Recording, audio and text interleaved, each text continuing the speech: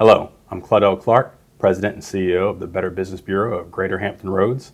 I have with me today Miss Brandi Finley of Cherished Home LLC, Managing Partner, Director of Operations. Good morning to you. I'm doing good. How are you? Good. It's my understanding you've been accredited since 2021 or Yes, so. yes. Long time accredited business, and just welcome to the Coach's Corner. Yeah, thank you. Thank you for having me today. Gotcha. So just again, one of our esteemed accredited businesses. And as you know, the Coach's Corner talks about people with teams, leaders of teams such as yours, and how that leadership transcends into coaching, right? And any kind of sports background you have, or if you just love sports or have a favorite team, you know those coaches go through the very same things that organizational leaders do, right? Absolutely. So that's kind of the inspiration and the motivation for this show. And at first, people say, well, how do things correlate? But as we got into some of the conversations, it's like, wow, the recruitment, the retention, the motivation, the rewarding of the team, it kind of went hand in hand. So please tell me a little bit more about Cherished Home Services and what you all do. Well, Cherished Home Services has been around since 2016. Okay. We started home care not too long ago. We was in another industry before then, but still home health. So with home care, what we do is we bathe, we dress individuals, we give them enrichment activities as well. We take them to doctor's appointments. We also help them with transferring in and out of bed into their wheelchairs and so forth. We help with individuals, to kind of lead on, we help with individuals that are disabled and also are elderly. So that's what we do. We're also Medicaid providers, so we have state funding that helps individuals who may not be able to, have the funds to have those type of services, get funding from Medicaid, so we can have our personal care service caregivers come out and provide care. Good. So you talked about the Director of Operations position that you have, and you shared with me as we're kind of warming up before the show, you had almost 40 staff members or employees underneath your watch. Absolutely. What a great responsibility. Yeah, it's a huge one. That's a big team. That's almost a football team, right? And so just give me some thoughts that come to your mind when you have to prepare for that number of persons, or when you have to communicate with them or get them moving in the right direction. What comes to mind when you're leading a group that large? Yeah, well, first it starts out with a system. And like you said, football. I love football, but I'm more of a basketball. But for the most part, it takes a system and it takes team leaders. And I do have, our organization has team leaders, and we always are putting things into play. We're working on the play script or the playbook every single day. We have a meeting every single day, and that helps us put that play script together or our playbook together for the day. We're looking at call outs, we're looking at scheduling, we're looking at how we can communicate with this individual, talk about caregivers to cover maybe a shift with a call out. We have all type of systems within a system. And I think that's what makes us be able to get through the day. We're not talking about, we're talking about just through the day, which is more important when you're dealing with that mass of people. How do you evaluate and how do you monitor the progress of that many people? Well, we have a system that is all system computer. Again. System. Everything is system. Right. But we are monitoring all dashboards. We're monitoring clock ins and clock outs. We're making sure everybody is just getting where they need to be. We have very intelligent AI-driven systems that allow us to monitor individuals on locations. So it does get a little bit technical and more in the computer world of technology. That's all right. But it's helpful for our agency to keep us on top of things every single day. And as you evaluate these persons, they will sometimes come into the organization and move on from the organization. How have you worked to retain that good team that you have? Yes, employee retention. We talk about it almost every other day because this is a high turnover rate industry. So we know that individuals come in the door and out the door. our goal is to try to, one thing for sure is that we learned is that our client and also our employee are customers, and we will always treat them as a customer. So if we know that much, then we're good to go. So we're gonna treat them with respect because they're the ones that's making things happen for our company. And we also made sure that, we have little incentives and morale boosters to help. We give out bonuses. We do reflect on those who are hard workers, which are all of our staff are hard workers. And that's just what we do. Well, it sounds like you just have a great team and a great assistant coaches and a great team of leaders. So you have this team moving in the right direction, and Cherished Homes has grown and been successful, but regulations change, as we talked about. Absolutely. Laws change, leadership and politics change. How do you professionally develop and stay current with all that information and all that compliance? And then how do you keep your staff and your assistant coaches up to speed? Yes. So when you are working with the provider at Cherished Homes, working with them, you start to learn, you have to tap into a lot of what's going on. If you're a Medicaid provider, you got to tap in on getting those emails and, keeping up with the bulletins. And they send out the messages. They really do give us the information. It's just more of us keeping up to par with it. And there are new regulations for 2026 that have, they're going to be effective pretty soon. And we have to read up on it. We're also contracted with a lot of insurance companies. So with that being said, they have their new regulations too. And when you're working with, they're called MCOs when you're dealing with Medicaid. You got Medicaid and then you got MCOs. Those are the insurance companies that I'm speaking on, and those are managed care organizations. So with that being said, when you're tapping in with those folks, you got to keep up to par with their emails. They do send out emails. So just keeping yourself educated on what's going on. Right.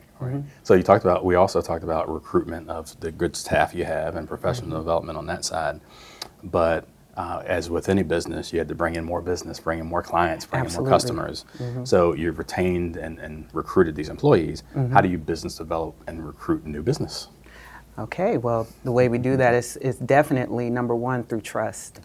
And, being very attentive on responding fast to our individuals. We don't need to leave nothing on the table. We made sure that if we do have an individual employee that we are, wanting to hire, we made sure that we work fast, efficient. We made sure we stay competitive with our salaries. Those are the things that we need to do, making sure that they get their schedules, all of those things. Now, from the client aspect of it, it's the same thing. It's almost the same, just making sure that you are trustworthy and you're responding to their concerns. You're making sure that you have your policies together. If there is a complaint, making sure that those things are followed through accordingly. And that's pretty much how it goes, system. Right. So, it's been successful with your employees. Sounds like the business has grown since 2016 or when you said the inception date was, and certainly have grown since you've been accredited. You talked about the trust just now. Absolutely. Cherished Homes and BBB coming together to have this trustworthy kind of book of business. Kind of moving forward, how do you define success for the organization? Is that just some financial goal that you had or new clients, or what defines success? And then that kind of leads us to our next question. Through those ups and downs, how do you guide your team so as not to ride that roller coaster, but kind of stay even keeled through the ups and down years? But the first part of that is, how does Cherished Home define success? Well, success to Cherished Homes, from the culture, we have built a culture. Good word. So with our culture, we are not worried about the financial part. That's the end goal. What we worry about is building trust. Like I said before, building relationships with our clients and with our team. We're a team. Nobody's here, we're all on the same equal platform. So when you have that type of culture, then that makes things a little bit more successful. So the financial part is here, but we're worried more about building those relationships at the end of the day. And if that happens and the culture is in place, as business owners know, these other things are going to fall in line. Yeah. They really will. They're so neat and so timely that you use that word. Yeah. How do you get through the tough times? We do have economic swings, political swings, industry swings. How do you keep your assistant coaches? How do you keep your employees, your partners even? And then how do you keep yourself? How do you keep yourself positioned for the next upswing and the next good opportunity when things are tough? Okay. This is the coaching side of things now. Yeah, it takes experience. Like a coach, you have it's like you have your general manager, your head coach, and so forth from there, and then they run the team and your assistant coach and all that good stuff. But the thing is that how do we do that? It just takes it through the tough times. It's experience. Okay. It really is experience. I'm really trying to think of the words, but it takes experience because you're going to have those days. Certainly. And you got to know how to rebuild. Yep. Like I said, it's a high turnover rate industry, especially with our employees. Usually if you lose an employee, you end up losing a client too. And it could hit you like that. So how do you rebuild from that? That's when you go back to the board. It's just like football games. You lose. If you lose to a team, well, you got to go back to the drawing board and figure out what plays you got to play to make it happen to win next time. So we do a lot of that. That's when we go back to our everyday meetings that we have, go back to the drawing board, try to figure out and do our analytic work, find out root cause analysis that have occurred, and really get into the work of why did this happen, why did it occur, and what can we do to make things better. So it takes a lot of experience to get there, and everybody's going to have their own experience on that. Well, it takes a lot of energy. It takes a lot of courage. Too. Yes. It takes a lot of perseverance. It takes a lot of stamina, mental and physical and emotional on your part. Yeah. How do you find that energy through these ups and downs, through these responsibilities, through the rigors of a day? How do you find that personally as this director of operations to get yourself out of bed, to get your planning started, to meet with your assistant coaches, to meet with your team? Where does that catalyst come from on a daily basis? Well, I can say this. Like I said, I can say that fitness helps. Wellness, okay. Wellness, your health and wellness is very important.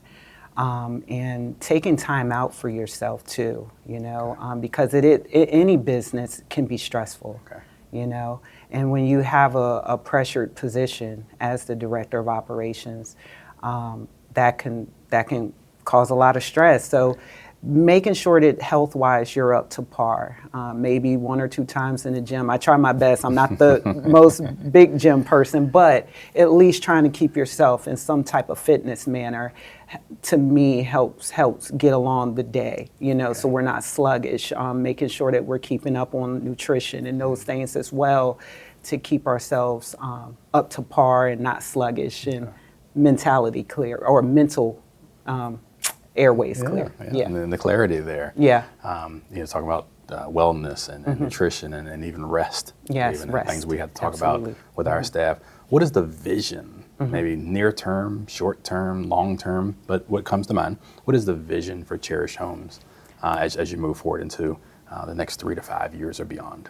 The vision is to try to work more with the community and just try to spread the fact that there are trying to, connect the bridge of caregivers, good caregivers, to individuals who are under Medicaid, who need assistance or private pay, anybody who's in the community that is disabled veterans, elderly, who's needing assistance. And if we can just bridge that gap as much as we can on a big parameter, I think we're successfully doing our part with the community. Good. And you talk community from a business standpoint, from a growth standpoint, and a vision standpoint.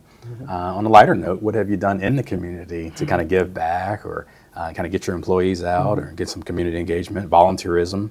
What are some of the things that come to mind there?